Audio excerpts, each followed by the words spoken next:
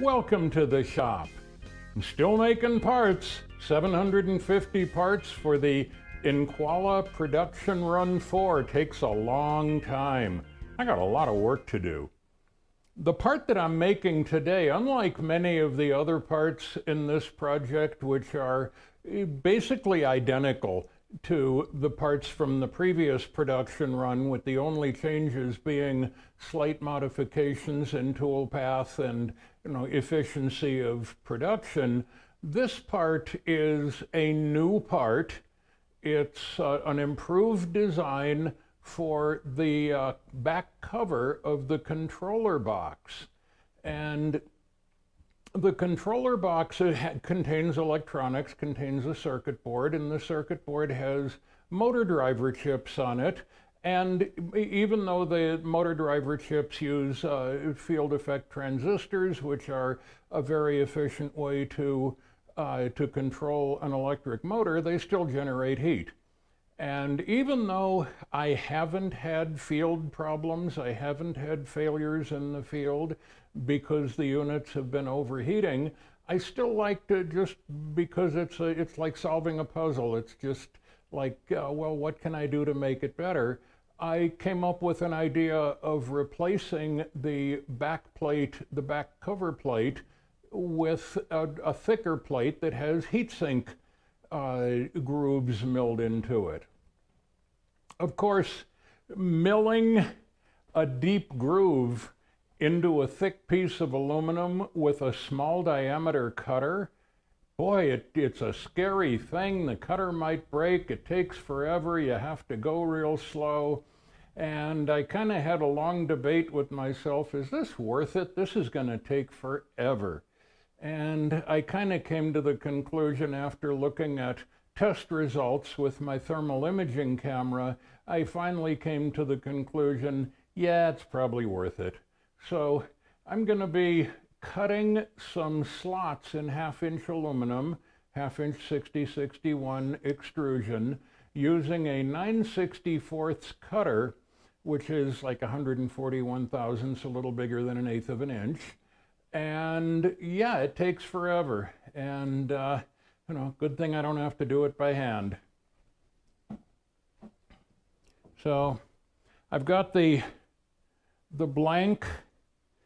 As is usual, I have the first operation blank in the right vise, tooling plate on the left vise for the second operation. What's different about this is that the 0 is set not on the surface of the tooling plate, but on the top of the part when the part is removed, flipped over, and put on the tooling plate, because the recess that I'm going to be cutting in the back, I want it to be a controlled dimension, and the extrusion, even though it's pretty darn good, I'm actually amazed by how good the extruders are able to hold their tolerance.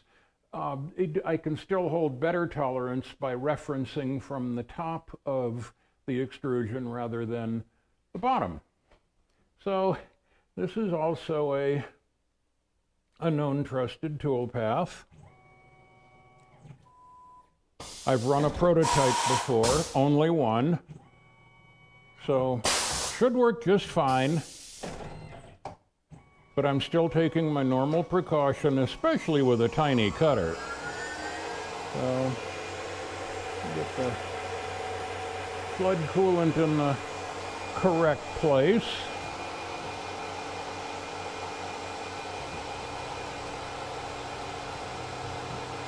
(5140 RPM, 10 inches per minute, with a 2-flute solid carbide cutter. I haven't yet tried really pushing it and finding out, well, hey, can I bump it up to 15? Can I bump it up to 20? When I did the calculation for, obviously I can't get the recommended surface feet per minute because the machine the spindle only goes at 5140 RPM. This is actually a great job for a high-speed spindle at 10,000 RPM or 20,000 RPM would be a perfect match for this job. But I don't at the moment have a high-speed spindle, although I'm thinking about mounting a Proxxon kind of like handheld Dremel-like tool to the machine and see if I can use its high-speed spindle. But at least at the moment, I can't get anywhere near the recommended surface feet per minute, but I am using the recommended chip load per tooth or per flute, which is the recommended chip load is 1/1000th of an inch. And boy, that is a really, really slow process. So I'm gonna keep the camera running as it goes. You might want to fast forward through this because, boy, it just takes forever. But I think that when it's finally done, it comes out really cool. It's actually kind of like a really cool design element. And, you know, who knows, maybe somebody might look at it and think I did it only for the design element. And possibly as I'm running this run of 10 parts, I'll try bumping up the speed. I do have more of these end mills, so if I break one in pursuit of better performance, then, well, maybe it's not that bad. Another possibility is to leave the feed per tooth at the recommended rate and just do it in a smaller number of passes, do it in a larger depth of cut. But of course I am concerned with chip evacuation. That's probably the biggest limitation in doing a slot this deep. The slot is, I think, about 0.4 deep, which is, I mean, that's a pretty extreme ratio of depth to width, and chip evacuation, even with flood coolant, could conceivably turn into a problem. So here we go. Slowest tool path in the entire project. For people who think machining videos are boring, hey, I got one for you.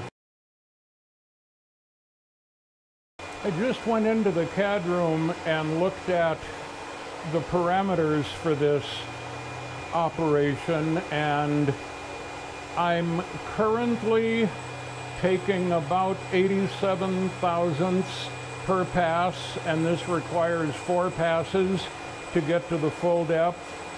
I bumped it up for the next test. I'm going to be trying to take almost like 111 thousandths or 117, I think, almost 1/8 of an inch per pass to try to complete in 3 passes.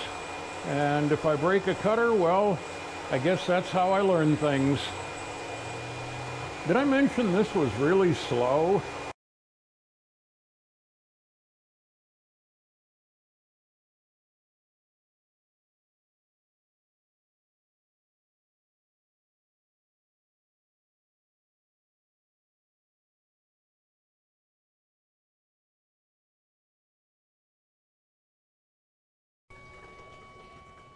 Wow.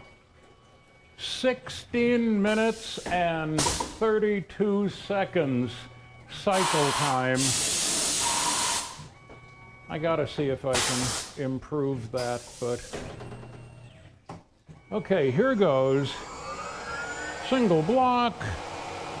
Pre-feed looks correct. Feed looks correct. Get that full peck cycle out of there and replace it with a fast peck. I think the 1/2 inch material is going to be okay to drill with a fast peck.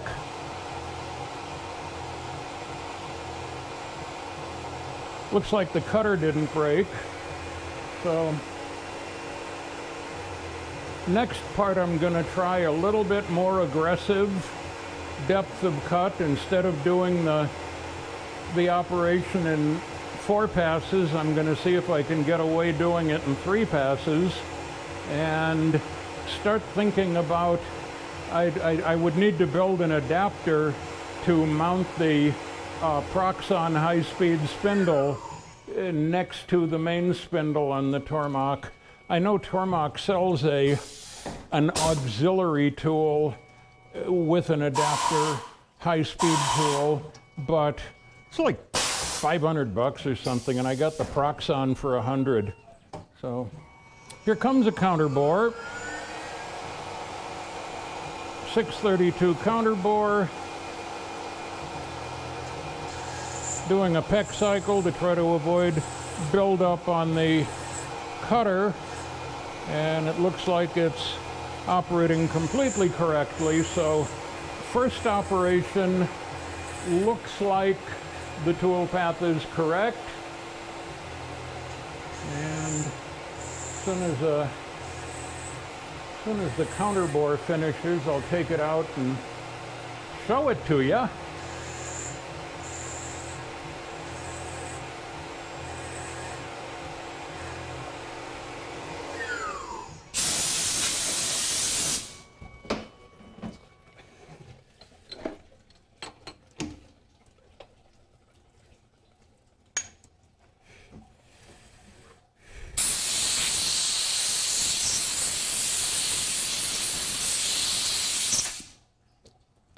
Okay, well,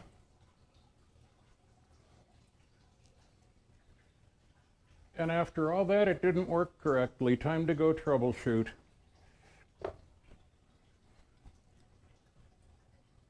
I'm going to turn off the camera, go in the CAD room, try to figure out what's going on here. So, see you later. So after a little troubleshooting, I had a couple of problems. The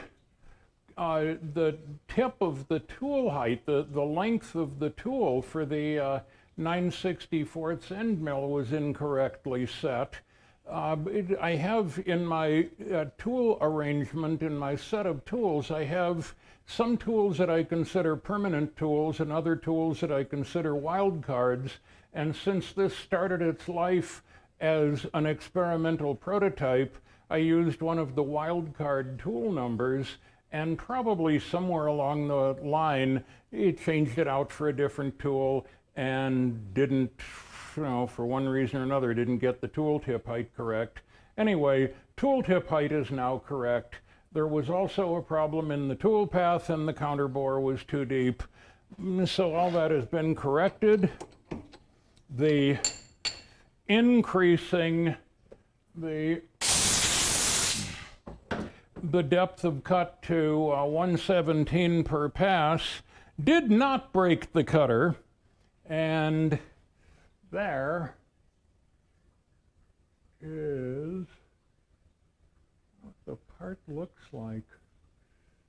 So, looking really good. Cycle time has been reduced from 16 minutes down to 12 minutes for the carving operation.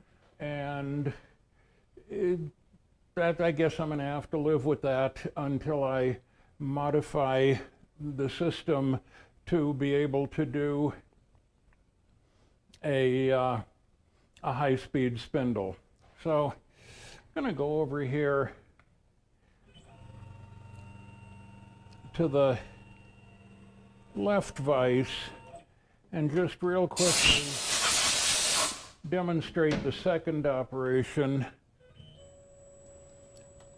The part actually is complete in 2 operations. It's not really a complex part, it just takes forever to make.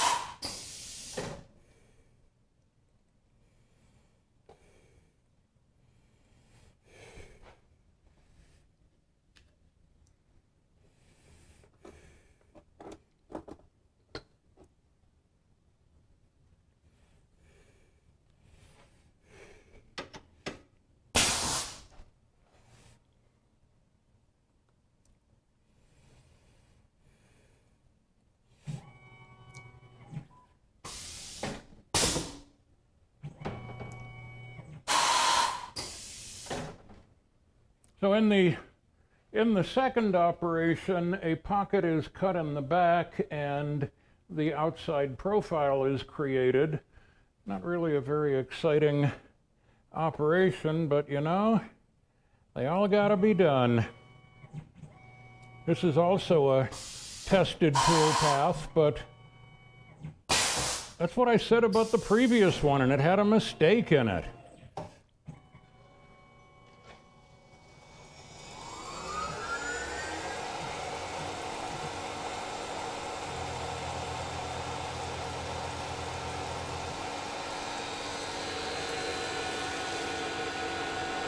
Okay.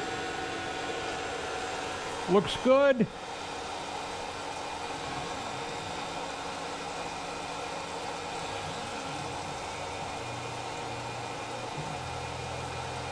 The rough pass just knocks off the square corners.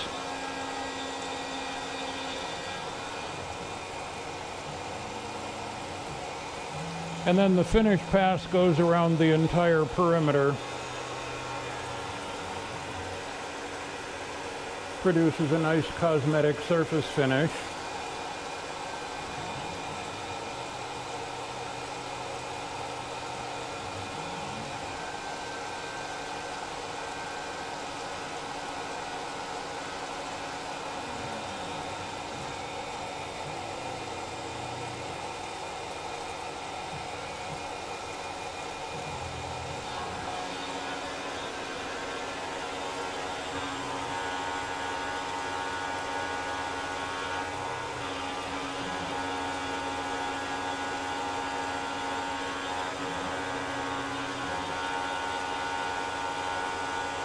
Kind of a shallow pocket on the back.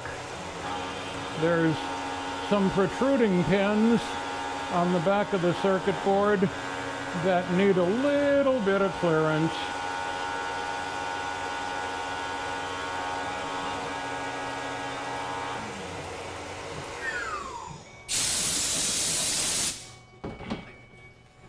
So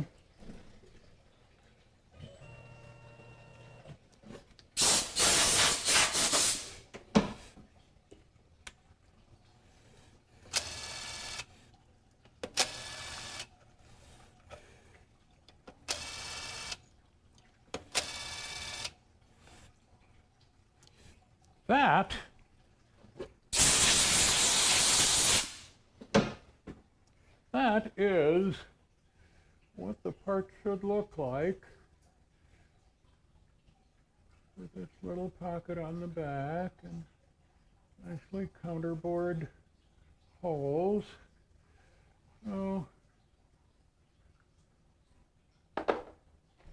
I'm going to go get the combo tool path under control, run the batch, get bored out of my mind watching this thing, or maybe not watch it. It's always a question. Do I go do something else and just hope the machine doesn't go crazy and hurt itself? Or do I stand here and watch this mind-numbingly boring tool path? Wow, this is like, this one makes me want a faster machine, but it's what I have today, so I'll live with it. I'll get by. Thanks for watching. It's been slow.